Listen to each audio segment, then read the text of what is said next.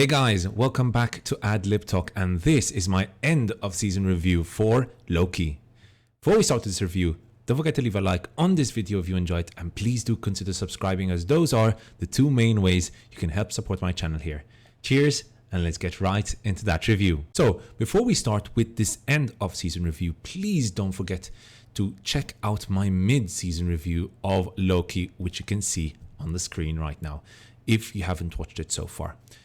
There you'll get my impressions of episodes 1, 2 and 3 and my sort of mid-season sort of impressions of how it was all working out. Here I will give you my impressions of episodes 4, 5 and 6 and sort of how it all ended. There will be some spoilers, well there will be pretty much completely spoilers here. So if you haven't finished the series, please do not watch it. Check out round about the end of this video to see my final judgment of this whole series, where I do not give spoilers. So as I said, spoiler warning, I will now start with spoilers of sort of episode 3 onwards. So keep that in mind with this video. So we ended episode 3 with Sylvie and Loki stuck in 2077 on the moon Lamentis 1, which was about to be wiped out by a sort of falling planet, and they had no way of escape. I had previously criticized episode 3 as being the weakest episode from the first 3, and I'm happy to say that episode 4 onwards greatly improve, even though we have a slight hiccup right about the end in the final episode, which I will talk about a little later on.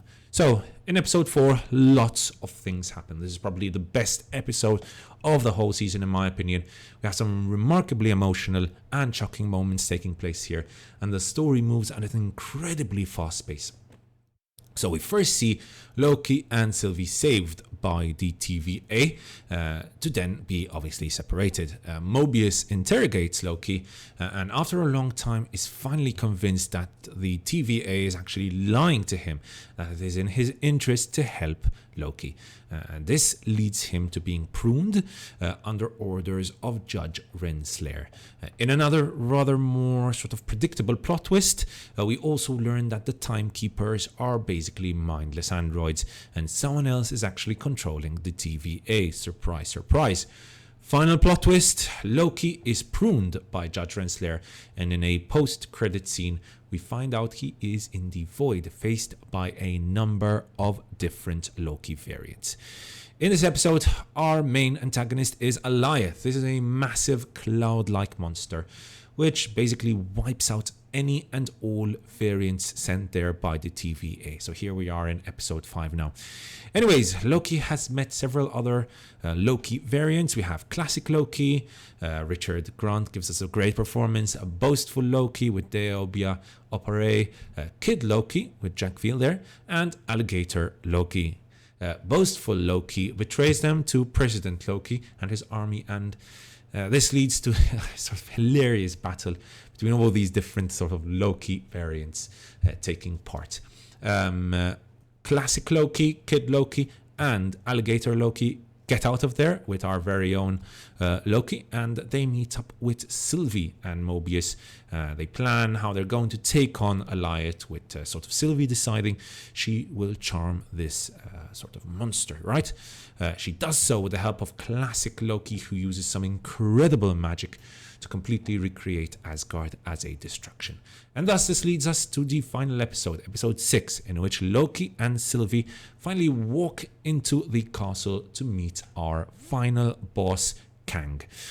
This was not much of a surprise for comic book readers, and there had been many who predicted he was the one pulling the strings all along. Kang explains pretty much everything to Loki and Sylvie and to the viewers. This is a lot of exposition, and this episode is quite a slow one. The question here is, should they kill Kang and basically open up Pandora's box with the infinite possibilities of the multiverse, or should they instead take over the TVA from Kang, who claims he is tired of doing that job? Unfortunately, we all knew that there could only be one winner here, and Sylvie would ultimately win the argument, and she ends up killing Kang. We knew this because obviously phase 4 of the MCU is all about the multiverse of madness. So it was all quite predictable because of that, but still, it's nice to see a Marvel series have a real effect on the whole storyline. Unfortunately, when Loki meets Mobius at the end of the episode, Mobius does not remember him, which is unfortunate as that was one of the best elements of the season, but I'm sure we'll get our Mobius and Loki interactions back in season 2. So, what did I think about these last 3 episodes of this season? Episode 4 and 5 were incredibly fun and incredibly fast-paced. I really enjoyed them. We saw lots of plot developments, lots of twists, lots of turns.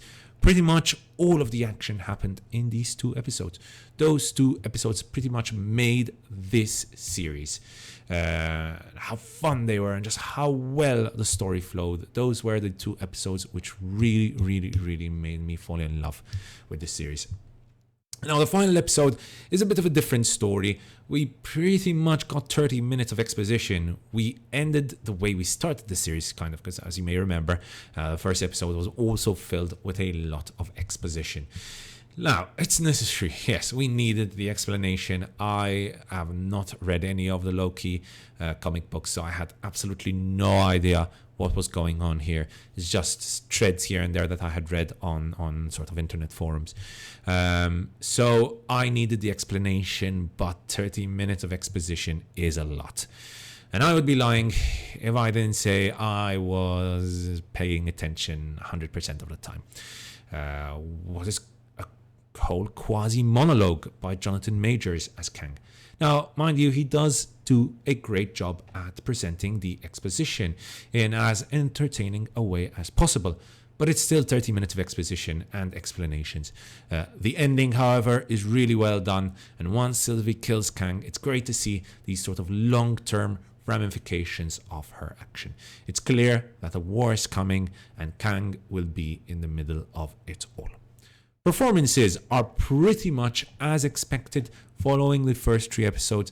Hiddleston is still fantastic and he has some excellent moments, especially when paired both with Mobius and as well as with Sylvie. His acting during his sort of slight battle with Sylvie over what they should do with Kang in episode 6 was fantastic to watch, and seeing the conflicting emotions there in his eyes was a surprisingly deft and nuanced take on the character. We also see the character of Loki develop in very interesting ways throughout the 6 episodes. This was one of the more surprising things from this series. We see, unfortunately, much less of Owen Wilson as Mobius, which is a pity, but an unfortunate narrative necessity, and I knew it was going to happen because obviously the story had to focus on Sylvie and Loki. He is still excellent, however, in his few moments. Sofia Di Martino, on the other hand, as Sylvie, becomes an important player in this game, and in my opinion she improves greatly in the final episodes. And although her relationship with Loki does sometimes feel a little forced, I did like how it all developed, and I did grow to like her character and how she changed, or eventually, I guess she didn't really change by the way it ended, but still there was a nice development there. Finally, small comment about the music. Excellent soundtrack by Natalie Holt. I especially enjoyed the main theme for Loki. Excellent music, and one of my personal favorite Marvel Cinematic Universe soundtracks.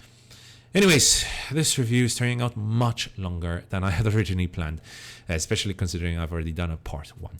Listen, no spoilers from now on, but if you enjoy Marvel productions, you've probably already watched it, right? And if you haven't, I'm telling you right now, once you're done with this review, go and watch it. It's well acted, well presented, it's visually really pleasant, has an incredibly interesting sort of 70s style to it, with some futuristic touches here and there, whilst also having a variety of interesting alien planets to enjoy.